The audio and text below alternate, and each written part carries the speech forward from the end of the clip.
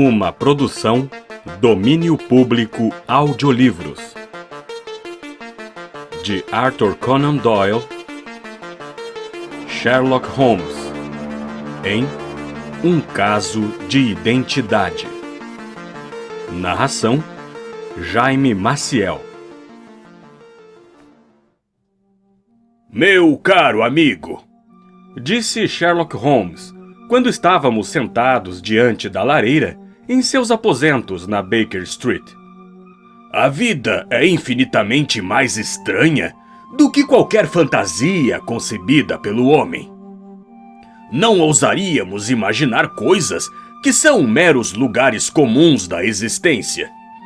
Se pudéssemos voar por aquela janela de mãos dadas, pairar sobre essa grande cidade, remover delicadamente os telhados e espiar as coisas esquisitas que estão acontecendo, as estranhas coincidências, os planos, os objetivos contrários, as maravilhosas cadeias de acontecimentos, agindo através de gerações e levando aos resultados mais absurdos. Isso tornaria toda a ficção, com suas convenções e conclusões óbvias, corriqueira e desinteressante. Não estou convencido de que isso seja verdade, respondi. Os casos relatados nos jornais são, em geral, vulgares e desprovidos de imaginação. Nos relatórios da polícia, o realismo chega a um limite extremo, mas o resultado não é, deve-se dizer, nem fascinante, nem artístico. Uma certa seleção e a descrição devem ser usadas para produzir um efeito realista, observou Holmes. Isso falta nos relatórios da polícia, que enfatizam mais, talvez, as banalidades dos juízes e não os detalhes que, para um observador, contêm a essência da questão. Pode acreditar, não há nada mais insólito que o corriqueiro. Sorri e abanei a cabeça. Compreendo que você pense assim, disse. Evidentemente, na sua posição de conselheiro extraoficial, que ajuda todo mundo que está completamente desorientado, em 3 continentes, você entra em contato com tudo o que há de estranho e bizarro. Mas aqui, peguei o jornal que caíra no chão. Podemos testar isso na prática? Eis a primeira manchete. Marido trata mulher com crueldade. Ocupa meia coluna, mas sei tudo o que vai dizer mesmo sem ler. Existe, naturalmente, a outra mulher, a bebida, o empurrão, a pancada, o machucado, a irmã, ou senhoria que tem pena dela. O escritor mais cru não poderia inventar nada mais nu e cru.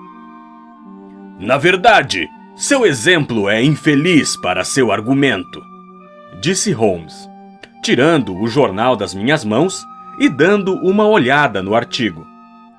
É o caso da separação dos Dundas e, por acaso, investiguei alguns detalhes dele. O marido não bebia. Não havia nenhuma outra mulher. E a queixa quanto ao comportamento dele consistia no fato de que adquirira o hábito de terminar todas as refeições, tirando a dentadura e atirando-a na esposa. O que, você há de convir, não é a coisa que ocorra à imaginação do escritor comum. Tome uma pitada de rapé, doutor, e reconheça que tenho razão a respeito desse seu exemplo. Estendeu uma caixinha de rapé de ouro velho, com uma enorme ametista no centro. Seu esplendor contrastava tanto com sua maneira simples de viver que não pude deixar de fazer um comentário. Ah, disse ele, esqueci que não o vejo há várias semanas. É uma pequena lembrança do rei da Boêmia, pelo meu auxílio do caso dos papéis de Irene Adler. E o anel? Perguntei, olhando um maravilhoso, brilhante que reluzia em seu dedo. Veio da família real da Holanda, mas o assunto em relação ao qual eu os ajudei é tão delicado que não posso confiá-lo nem mesmo a você, que teve a bondade de escrever sobre um ou dois dos meus pequenos problemas. E tem algum que esteja estudando no momento? Perguntei, interessado.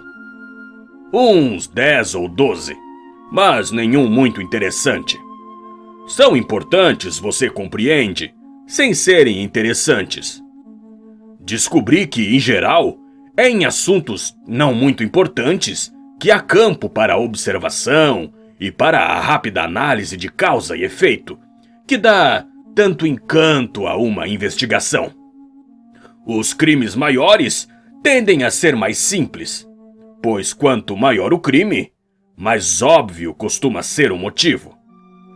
Nesses casos, exceto em um que me foi encaminhado de Marsella, não há nenhum ponto interessante, mas é possível que tenha algo melhor dentro de poucos minutos, pois vem um de meus clientes, se não me engano.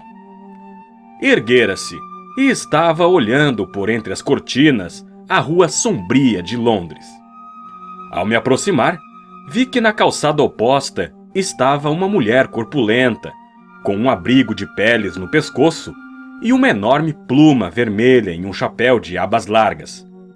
Inclinado sobre uma orelha, à maneira da duquesa de Devonshire. Debaixo dessa imensa proteção, espreitava novas janelas, nervosa e hesitante, enquanto o corpo oscilava de um lado para o outro, e os dedos inquietos mexiam nos botões das luvas. De repente, num arremesso, como o nadador que se atira na água, atravessou rapidamente a rua, e ouvimos o som agudo da campainha. Já vi esses sintomas antes, disse Holmes, jogando o cigarro na lareira. Oscilar na calçada sempre significa um caso amoroso. Ela gostaria de conselhos, mas receia que o assunto seja delicado demais para ser comunicado a alguém. E mesmo aqui, ainda podemos perceber diferenças. Quando uma mulher foi gravemente enganada por um homem, ela não oscila, e o sintoma habitual é o puxador de campainha quebrado. Aqui, podemos presumir que se trata de um caso amoroso, mas que a jovem não está zangada, e sim perplexa ou magoada. Mas aí vem ela, em pessoa, para esclarecer o assunto.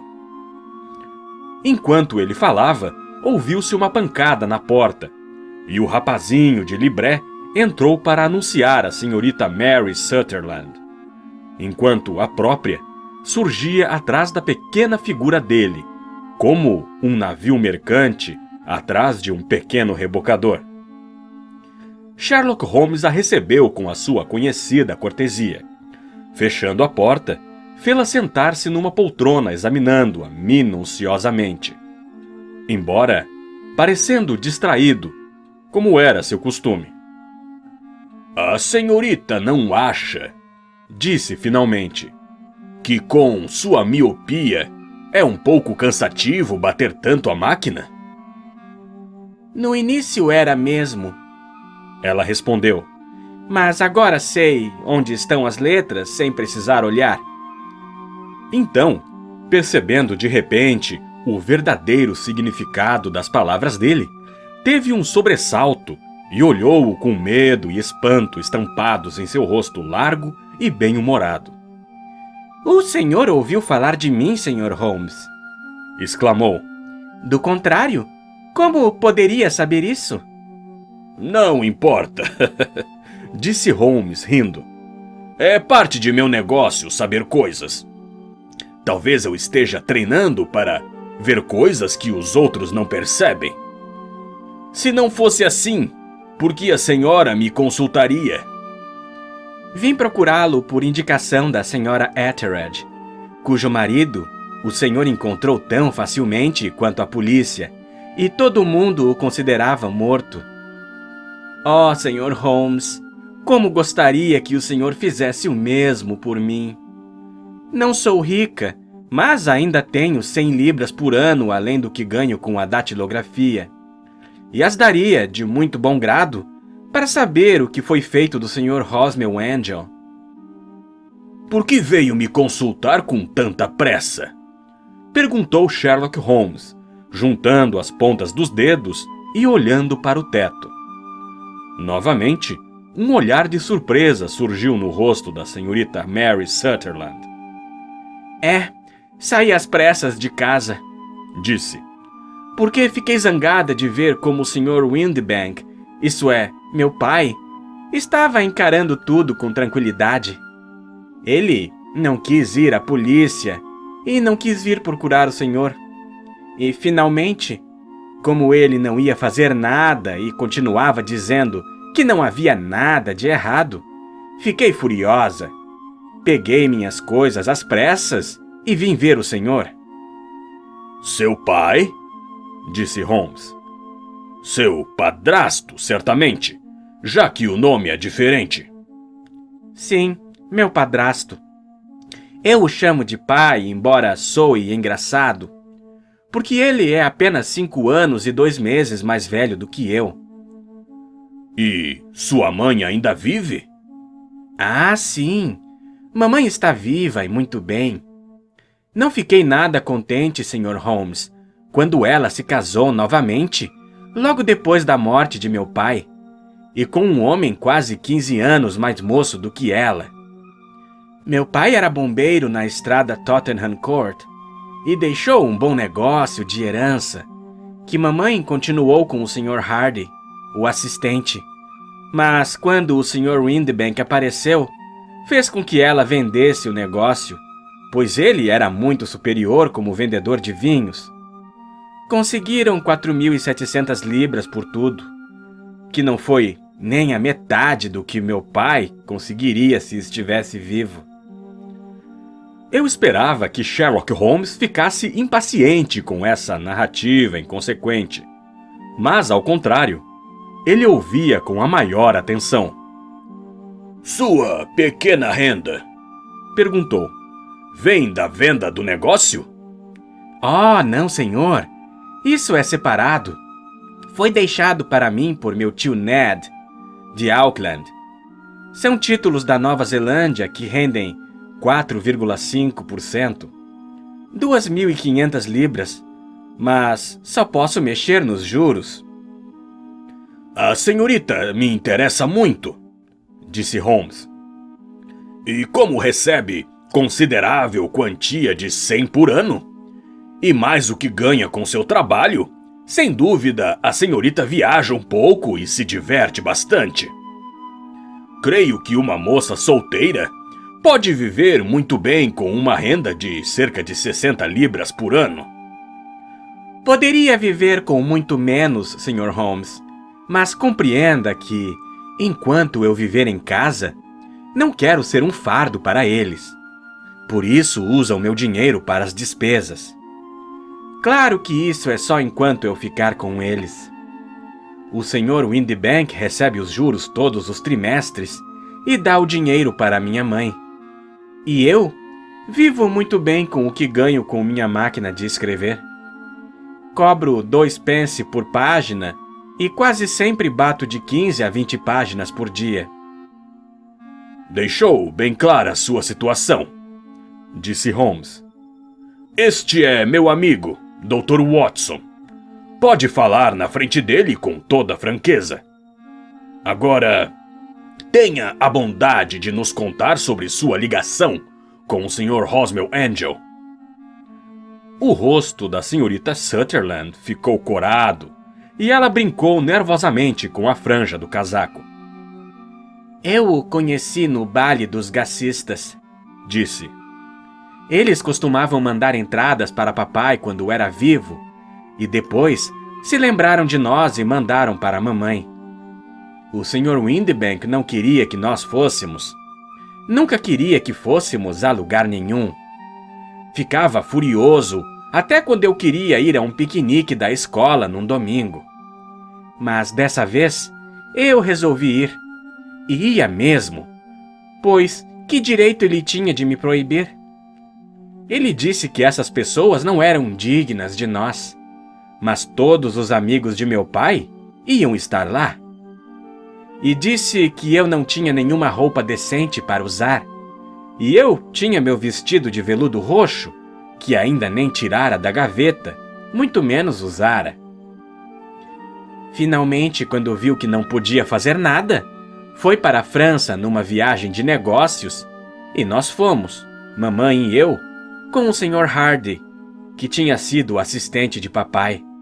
E foi lá que conheci o Sr. Hosmer Angel. Imagino, disse Holmes, que quando o Sr. Windibank voltou da França, ficou muito aborrecido porque a senhorita foi ao baile. Ora, até que ele reagiu muito bem. Riu e encolheu os ombros e disse que não adiantava negar nada a uma mulher, pois ela arranjaria um jeito de fazer o que quisesse. Bem, então, no baile dos gassistas, a senhorita conheceu um cavalheiro chamado Hosmer Angel. Sim, senhor. Nos conhecemos naquela noite e ele nos visitou no dia seguinte para saber se tínhamos chegado bem em casa. E depois disso, nós o encontramos. Isso é, Sr. Holmes, eu me encontrei com ele 2 vezes para fazer um passeio. Mas depois disso, papai voltou e o Sr. Hosmer Angel não podia mais ir lá em casa. Não? Bem, o senhor compreende. Papai não gostava disso. Não queria nenhuma visita e costumava dizer que uma mulher devia sentir-se feliz em casa com sua própria família. Mas, como eu dizia à minha mãe, uma mulher quer sua própria família para começar, e eu ainda não tinha a minha. Mas o Sr. Hosmer Angel não fez nenhuma tentativa de vê-la novamente? Bem, meu pai ia à França novamente 1 semana depois, e Hosmer escreveu dizendo que seria melhor e mais seguro não nos vermos até que ele viajasse. Podíamos nos escrever nesse interim, e ele costumava mandar uma carta todos os dias. Eu pegava a correspondência todas as manhãs, e assim meu pai não precisava saber de nada. A senhora estava noiva dele nessa ocasião? Ah, sim, Sr. Holmes. Ficamos noivos depois do primeiro passeio que demos. Hosmer, o Sr. Angel, era tesoureiro de uma firma na rua Landerhall. E... Que firma? Esse é o problema, Sr. Holmes. Eu não sei. E onde ele morava? Dormia no escritório. E não sabe o endereço? Não, só que era na rua Leadenhall. Para onde mandava suas cartas, então? Para a agência do correio da rua Leadenhall, para serem apanhadas lá. Ele disse que se eu mandasse as cartas para o escritório, os outros empregados iam fazer troça dele por receber cartas de uma moça. Então, sugeri bater a máquina, como ele fazia com as dele. Mas não quis, e disse que quando eu escrevia à mão, ele sentia que vinham diretamente de mim. Mas quando eram datilografadas, parecia que a máquina se colocava entre nós. Isso mostra como ele gostava de mim, Sr. Holmes.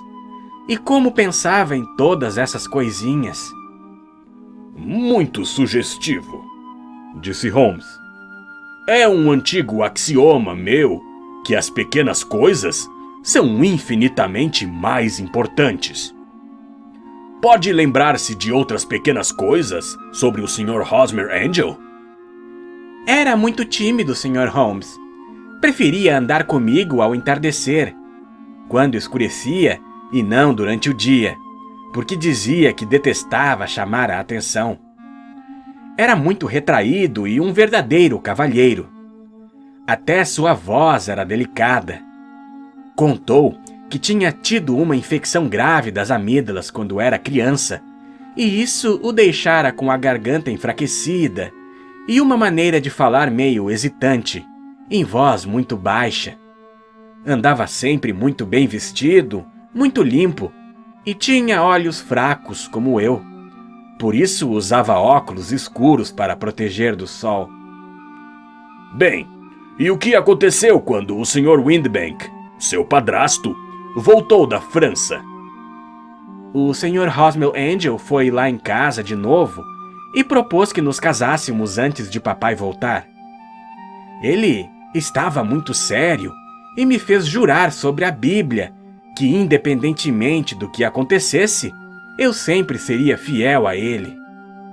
Mamãe disse que ele estava certo por me fazer jurar, que era um sinal de sua paixão por mim.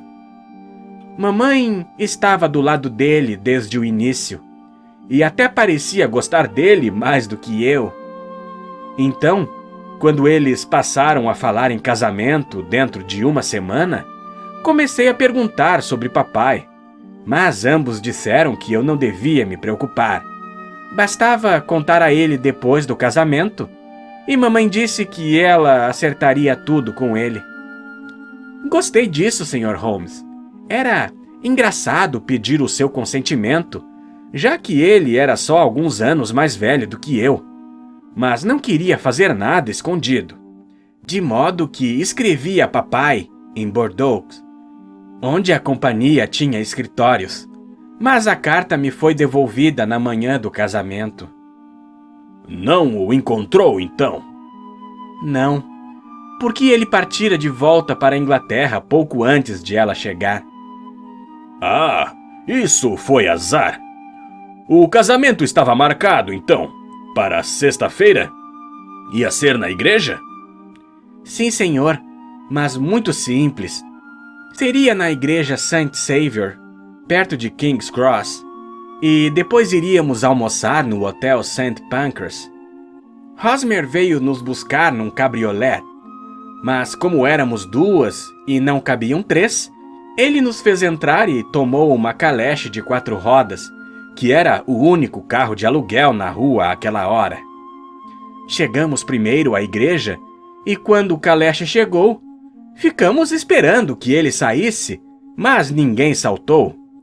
E quando o cocheiro desceu da boleia e olhou para dentro, não havia ninguém. O cocheiro disse que não podia imaginar o que tinha acontecido, pois vira direitinho quando ele subiu. Isso foi sexta-feira passada, Sr. Holmes, e não vi nem ouvi nada desde então que possa dar sequer uma ideia do que aconteceu com ele. Parece que a senhora foi tratada de maneira infame, disse Holmes. Ah, não! Ele era bom e gentil demais para fazer isso. Ora, a manhã inteira ele ficou me dizendo que, não importava o que acontecesse, eu devia ser fiel a ele, e que mesmo que alguma coisa completamente inesperada sucedesse para nos separar, eu devia lembrar-me sempre de que estava comprometida com ele, e que ele voltaria para mim mais cedo ou mais tarde. Era uma conversa um pouco estranha para o dia do casamento, mas o que aconteceu prova que havia um motivo. Isso é verdade. Sua opinião, então, é que alguma catástrofe inesperada aconteceu com ele? Sim, senhor. Acredito que ele previu algum perigo, ou não teria falado assim. E então, o que ele previra aconteceu. Mas não tem nenhuma ideia do que poderia ter sido? Nenhuma. Mais uma pergunta. Como sua mãe reagiu a isso? Ela ficou muito zangada e disse que eu nunca mais deveria mencionar o assunto. E seu pai? Contou-lhe tudo? Sim, e parece que ele pensou o mesmo que eu, que alguma coisa grave tinha acontecido e que eu teria notícias de Hosmer algum dia. Como ele disse, por que motivo alguém me levaria até a porta da igreja e depois me deixaria?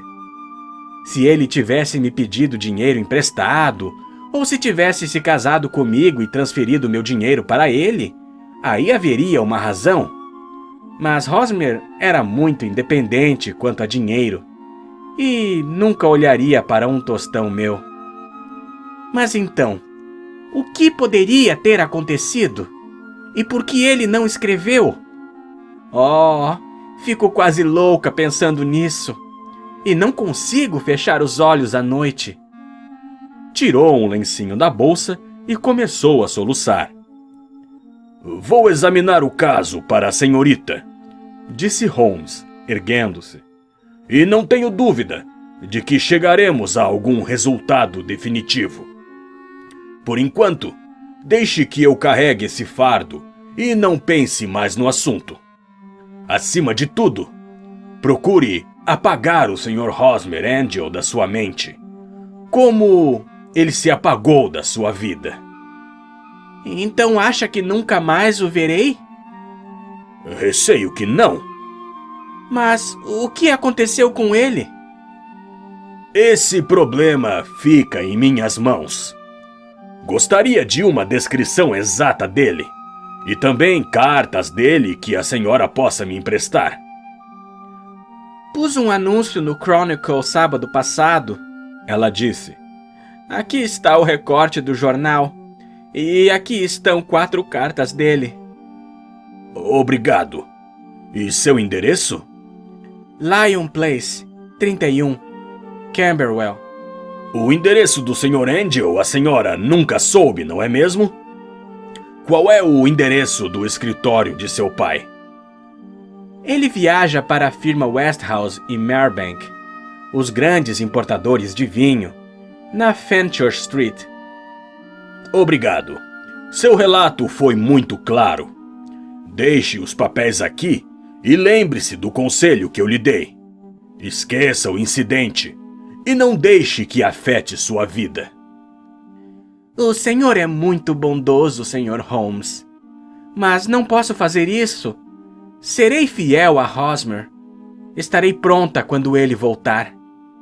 Apesar do chapéu absurdo e do rosto pouco expressivo, havia algo nobre nessa fé singela de nossa cliente que inspirava respeito. Deixou o pequeno pacote de papéis na mesa e saiu, prometendo voltar sempre que fosse chamada. Sherlock Holmes ficou sentado em silêncio durante alguns minutos, com as pontas dos dedos coladas, as pernas esticadas e os olhos grudados no teto.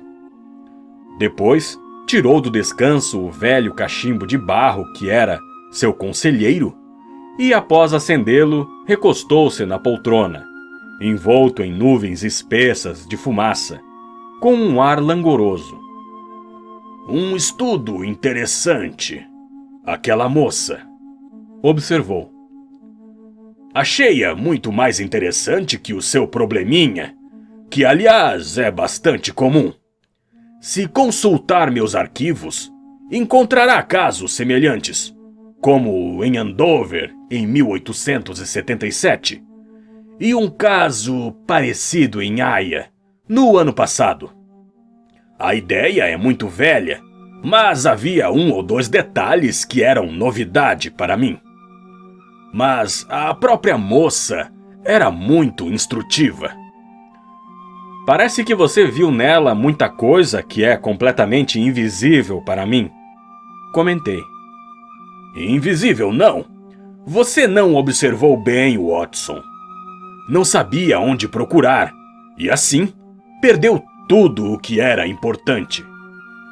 Não consigo fazer você compreender a importância das mangas, os indícios das unhas, dos polegares, ou as grandes questões que podem surgir de um cordão de sapato.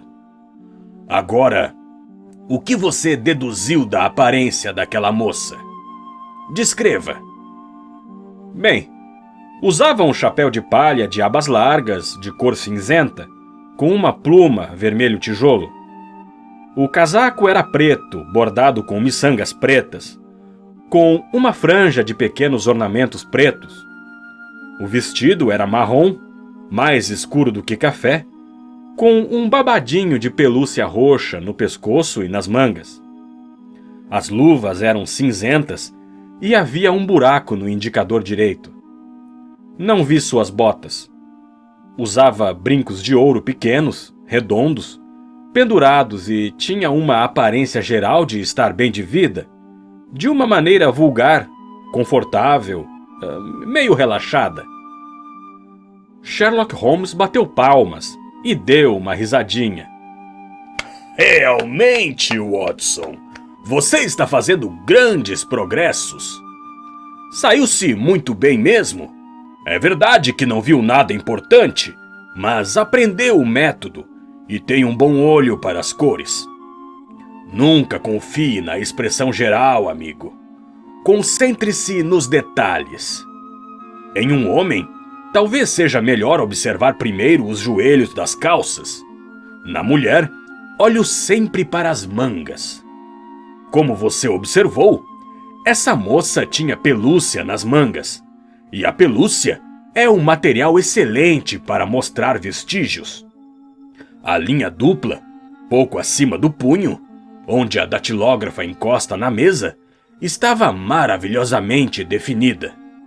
A máquina de costura manual deixa uma marca semelhante, mas somente no braço esquerdo e do lado mais afastado do polegar, em vez de ser na parte mais larga, como nesse caso. Olhei então para o rosto e, vendo a depressão causada por óculos nos dois lados do nariz, arrisquei um comentário sobre miopia e datilografia, o que pareceu surpreendê-la. Surpreendeu a mim? Mas certamente era óbvio.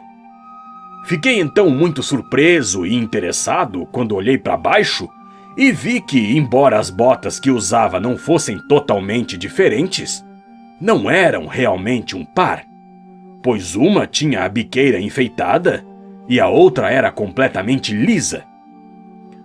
Uma estava abotoada somente em 2 dos 5 botões, e a outra no primeiro, no terceiro e no quinto.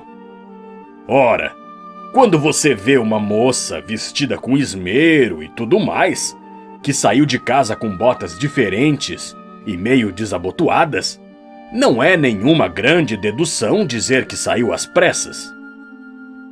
E o que mais? Perguntei, profundamente interessado, como sempre ficava, pelo raciocínio incisivo de meu amigo. Notei de passagem que escrevera um bilhete antes de sair de casa, mas depois de estar toda vestida. Você viu que a luva direita estava furada no indicador, mas aparentemente não notou que tanto a luva quanto o dedo estavam manchados de tinta roxa. Escrevera com pressa e enfiara a pena no tinteiro fundo demais. Devia ter sido esta manhã, ou a mancha não estaria ainda tão nítida no dedo. Tudo isso é muito divertido, embora bastante elementar. Mas tenho de trabalhar, Watson. Incomoda-se de ler para mim a descrição do Sr. Rosmer Angel no anúncio? Aproximei o recorte da luz. Desaparecido, dizia, na manhã do dia 14. Um cavalheiro chamado Rosmer Angel, cerca de 1,68 m, robusto, tez morena, cabelos pretos, ligeiramente careca no topo, costeletas pretas e bigode espesso, óculos escuros, ligeiro defeito na fala. Vestia, quando foi visto pela última vez, sobrecasaca preta com lapelas de seda, colete preto, corrente de ouro Albert e calças cinzas de tweed Harris, com polainas marrons sobre as botas de elástico. Sabe-se que trabalhava em um escritório na rua Leadenhall. Qualquer pessoa que... etc, etc. Isso basta, disse Holmes. Quanto às cartas, continuou, lançando um olhar para o pacote, são muito comuns. Nenhuma pista do Sr. Angel nelas. Nada de excepcional, exceto que cita Balzac uma vez. Mas há algo notável que sem dúvida impressionará você. São datilografadas? Comentei. Não só isso, mas a assinatura também. Veja a precisão de Hosmer Angel no fim da página. Há uma data, veja, mas não o endereço do remetente. Só o nome da rua, o que é bastante vago. O detalhe da assinatura é muito sugestivo. Acho que podemos até dizer que é conclusivo. De quê? Meu caro amigo, será possível que você não veja como isso influencia o caso? Não posso dizer que vejo, a não ser que ele quisesse negar a autoria das cartas, se houvesse alguma ação por quebra de promessa movida contra ele. Não é isso. Mas vou escrever 2 cartas que devem resolver a questão. Uma é para uma firma na cidade. A outra é para o padrasto da moça, o Sr. Windbank, perguntando se pode vir aqui amanhã às 18 horas. É bem melhor tratar de negócios com os homens da família. E agora, doutor, não podemos fazer nada até que cheguem as respostas dessas cartas.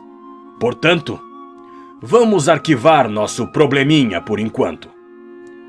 Eu tinha razões de sobra para acreditar nos poderes sutis de raciocínio de meu amigo e em sua extraordinária energia, quando em ação. E por isso senti que ele devia ter bases muito sólidas para manter essa atitude confiante diante do mistério singular que lhe fora apresentado para resolver. Só ouvira fracassar uma vez, no caso do Rei da Boêmia, e a fotografia de Irene Adler.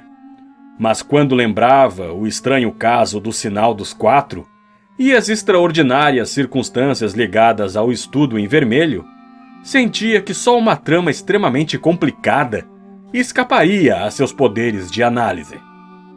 Então, deixei-o fumando ainda o cachimbo preto de barro, convencido de que ao voltar na noite seguinte, veria que tinha nas mãos todas as chaves que nos levariam à identidade do noivo desaparecido, da senhorita Mary Sutherland. Um caso profissional de extrema gravidade me ocupou nessa ocasião, e passei o dia inteiro ao lado da cama de um paciente. Eram quase 18 horas, quando pude sair e pegar um cabriolé para ir a Baker Street, receoso de chegar tarde demais para assistir ao final de nosso pequeno mistério.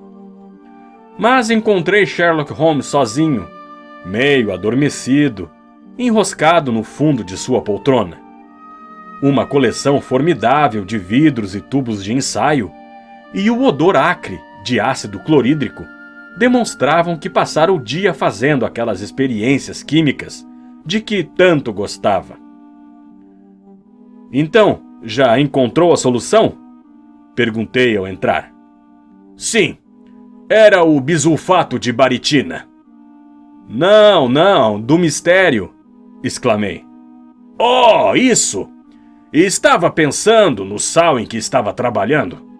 Não havia mistério nenhum. Embora, como eu disse ontem, alguns detalhes fossem interessantes. O único inconveniente é que não há nenhuma lei, eu receio, que se aplique a esse patife. Quem era ele e qual seu objetivo ao abandonar a senhorita Sutherland? Mal dissera essas palavras, e Holmes ainda nem abrira a boca para responder, quando ouvimos passos pesados no corredor e uma batida na porta. É o padrasto da moça, o Sr. James Windbank, disse Holmes. Escreveu dizendo que estaria aqui às 18 horas. Entre! O homem que entrou era de altura média, robusto, de uns 30 anos, barbeado, moreno, com um jeito insinuante e afável, e um par de olhos cinzentos extremamente penetrantes. Lançou um olhar inquiridor a cada um de nós, colocou a cartola reluzente sobre o móvel da sala e, com um ligeiro comprimento de cabeça, sentou-se na cadeira mais próxima. Boa noite, Sr. James Windbank, disse Holmes. Creio que isto aqui é uma carta datilografada pelo senhor, na qual combinou de vir aqui às 18 horas. Sim, senhor. Receio estar um pouco atrasado, mas não sou totalmente dono de mim mesmo, sabe? Sinto muito que a senhorita Sutherland o tenha incomodado a respeito desse assunto, pois acho muito melhor não lavar esse tipo de roupa suja em público. Ela veio contra a minha vontade, mas é uma moça muito excitável, muito impulsiva, como deve ter percebido. E não é fácil controlá-la quando mete uma ideia na cabeça. Evidentemente, não dei muita importância ao senhor, porque não está ligado às autoridades oficiais. Mas não é nada agradável ver um problema de família como esse espalhado por aí. Além do mais, é uma despesa inútil, pois como o senhor poderia achar esse tal de Rosmel Angel? Pelo contrário, disse Holmes calmamente. Tenho absoluta certeza de que conseguirei descobrir o Sr. Rosmer Angel. O Sr. Windbank levou um susto e deixou cair as luvas. Fico muito contente em ouvir isso, disse.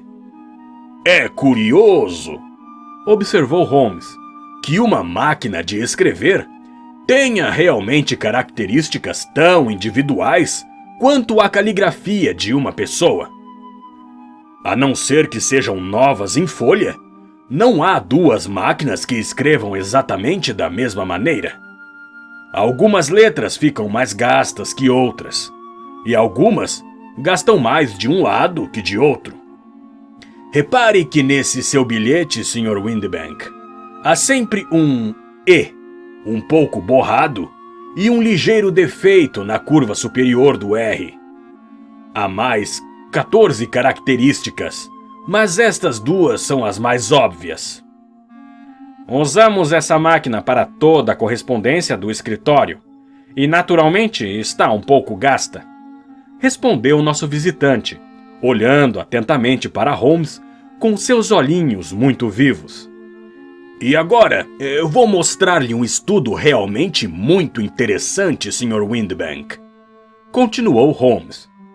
Estou pensando em escrever, um dia desses, mais uma pequena monografia sobre a máquina de escrever e sua relação com o crime.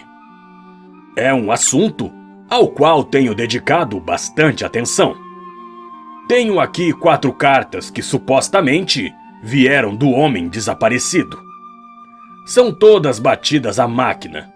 Em todas elas, não só os Es estão borrados e os Rs defeituosos, como também poderá observar, se quiser usar minha lente de aumento, a presença das outras 14 características que mencionei. O Sr. Windbank saltou da cadeira e pegou o chapéu. Não posso perder tempo com esse tipo de conversa fantástica, Sr. Holmes, disse. Se pode pegar esse homem, vá pegá-lo e avise-me quando estiver tudo acabado. Certamente, disse Holmes, dando uns passos à frente e trancando a porta.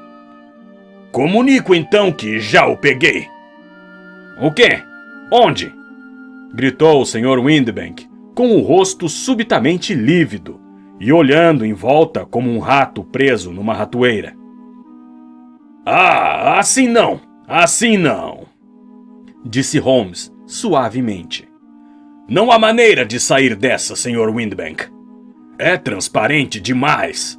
E não foi nada elogioso o senhor dizer que seria impossível para mim resolver uma questão tão simples. Isso mesmo. Sente-se e vamos conversar. Nosso visitante caiu em uma cadeira com a fisionomia arrasada e o suor brilhando na testa. Não poderão me processar, balbuciou. Receio que esteja certo, mas aqui entre nós, Windbank, de uma maneira mesquinha, foi o golpe mais cruel, egoísta e desnaturado que jamais vi. Deixe-me agora relatar o que sucedeu. E corrija-me se eu estiver errado. O homem estava sentado na cadeira com a cabeça afundada no peito, como se estivesse completamente aniquilado. Holmes estendeu as pernas e apoiou os pés no canto da lareira, e, recostando-se com as mãos nos bolsos, começou a falar mais para si mesmo do que para nós, pelo que parecia. O homem casou-se com uma mulher muito mais velha que ele, pelo dinheiro dela, disse, e desfrutava o uso do dinheiro da filha enquanto ela vivesse com eles. Era uma quantia considerável para pessoas da sua posição, e sua perda teria feito uma grande diferença. Valia a pena fazer um esforço para conservá-la. A filha tinha uma personalidade afável e boa. Era afetiva e meiga. Portanto, era evidente que, com suas qualidades pessoais e sua pequena renda, não ficaria solteira por muito tempo. Seu casamento significaria naturalmente a perda de 100 libras por ano. Então, o que faz seu padrasto para evitar isso? Adota a estratégia de mantê-la fechada em casa e de proibir que procure a companhia de pessoas de sua idade. Mas logo verificou que isso não daria certo para sempre.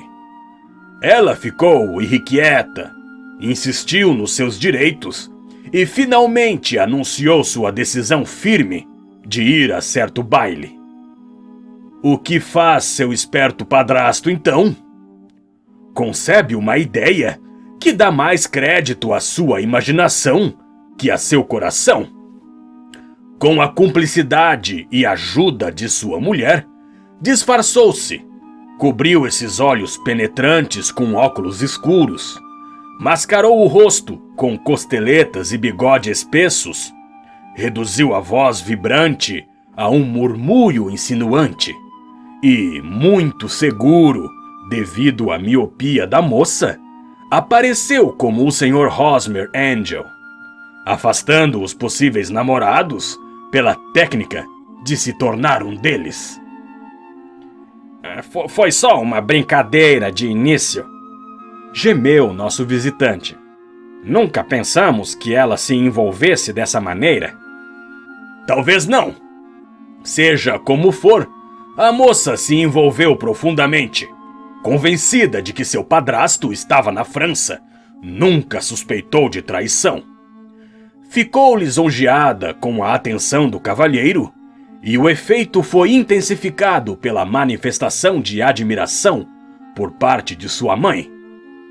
Então, o Sr. Angel começou a visitar a casa, pois era óbvio que deveria ir o mais longe possível para obter o resultado satisfatório.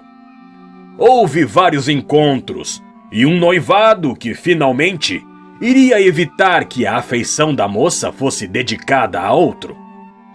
Mas não era possível dissimular para sempre.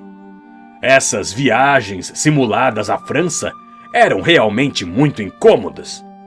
O que restava fazer era, evidentemente, dar um final tão dramático que deixasse uma impressão permanente na pobre moça, o que evitaria que ela olhasse para qualquer outro pretendente por muito tempo. Daí os tais votos de fidelidade feitos sobre a Bíblia. E também as alusões à possibilidade de alguma coisa acontecer na própria manhã do casamento. James Windibank queria que a senhorita Sutherland ficasse tão amarrada a Hosmer Angel e tão incerta quanto ao que lhe havia sucedido, que durante os 10 anos seguintes, pelo menos, não desse atenção a nenhum outro homem. Levou-a até a porta da igreja e então, como não podia ir mais longe, desapareceu convenientemente, usando o velho truque de entrar por uma porta do carro de 4 rodas e sair pela outra. Acho que foi isso o que aconteceu, Sr. Windibank. Nosso visitante recuperara um pouco da segurança enquanto Holmes falava, e ergueu-se da cadeira com uma expressão de frio desprezo em seu rosto pálido. Pode ser que tenha sido assim, e pode ser que não, Sr. Holmes, disse. Mas, se o senhor é tão esperto, deve ser suficientemente esperto para saber que é o senhor quem está transgredindo com a lei agora, não eu. Não fiz nada ilegal desde o início, mas enquanto ficar com a porta trancada, o senhor está sujeito a uma ação por assalto e constrangimento ilegal. Como diz, a lei não pode tocá-lo, disse Holmes, destrancando e escancarando a porta. No entanto, não existe um homem que mereça mais ser punido. Se a moça tem um irmão ou um amigo, ele deveria dar-lhe uma surra de chicote, por Deus. Continuou, enrubescendo ao ver a zombaria estampada no rosto do homem. Não faz parte de meu dever para com meus clientes, mas tenho um chicote bem à mão e acho que vou. Deu 2 passos rápidos, mas antes que pudesse pôr a mão no chicote, ouviu-se o ruído de passos apressados na escada. A porta pesada bateu e da janela vimos o Sr. James Windbank correndo a toda velocidade pela rua. Mas que patife de sangue frio! Disse Holmes, rindo e atirando-se outra vez na sua poltrona. Esse sujeito irá de crime em crime, até fazer algo realmente mal, e então acabará na forca. Esse caso, em certos aspectos, não era completamente destituído de interesse. Não consigo acompanhar todas as etapas do seu raciocínio, comentei. Ora, era óbvio desde o início que esse tal de Sr. Hosmer Angel devia ter um motivo muito forte para agir de forma tão curiosa. E era igualmente óbvio que o único homem beneficiado por esse incidente, pelo que sabíamos, era o padrasto. Depois, o fato de que os 2 homens nunca apareciam juntos, e um surgia quando o outro estava fora, era bastante sugestivo, assim como os óculos escuros e a voz estranha, que indicavam um disfarce, como também as costeletas espessas. Essas minhas suspeitas foram confirmadas pela sua atitude peculiar de bater sua assinatura à máquina, o que, naturalmente, fazia supor que sua caligrafia era tão familiar que a moça reconheceria até mesmo essa pequena amostra. Esses fatos isolados, aliados a outros menores, todos apontavam na mesma direção. E como os verificou? Depois que localizei o homem, foi fácil obter confirmação. Conhecia a firma para a qual ele trabalhava. Peguei a descrição do anúncio, eliminei tudo que poderia ser um disfarce, costeletas, óculos, a voz, e mandei-a para a firma, pedindo que informasse se coincidia com a descrição de algum de seus caixeiros viajantes. Já havia percebido as peculiaridades da máquina de escrever, e escrevi para o próprio homem, pedindo que viesse aqui. Como esperava, sua resposta foi batida à máquina e revelava os mesmos efeitos triviais, mas característicos. Recebi pelo correio uma carta de Westhouse e Merbank, da rua Fernchurch, dizendo que a descrição combinava perfeitamente com a de seu empregado, James Windbank. E foi tudo. E a senhorita Sutherland? Se contar a ela, não vai acreditar em mim. Lembre-se do velho provérbio persa. Há perigo para aquele que pega o filhote do tigre, e perigo também para aquele que rouba a ilusão de uma mulher. Há tanta sabedoria em Hafez quanto em Horácio, e o mesmo conhecimento da vida. Fim.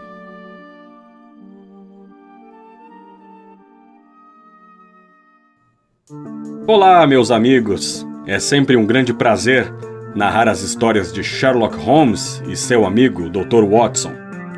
Se você gostou de escutar, não esqueça de curtir o vídeo e caso você esteja só de passagem, fique à vontade para navegar pelo nosso acervo de audiolivros e clicar no botão inscreva-se. A criação de audiolivros pode parecer apenas um hobby, mas consome todo o meu tempo livre. Faço isso porque eu acredito na nossa causa e porque me alegra saber que eu estou ajudando a levar a literatura para o dia a dia de vocês. O canal ainda é pequeno e, apesar de ser monetizado, ainda é um investimento e não uma fonte de renda. Mas a cada novo inscrito, a cada novo membro do canal, a gente chega mais perto do nosso objetivo, que é o de se dedicar integralmente à produção de conteúdo. Quando esse dia chegar, ninguém mais nos segura. Eu gostaria de agradecer aos novos membros apoiadores do canal do mês de fevereiro de 2023. O primeiro é o Max e o segundo, Fábio Zanquetin. Obrigado por acreditarem no nosso projeto. Você também pode ser um apoiador do canal clicando no botão Seja Membro ou mandando uma contribuição única através do botão Valeu. O canal precisa de você para continuar no ar. Obrigado pela sua audiência e nos vemos no próximo vídeo, aqui no canal Domínio Público Audiolivros.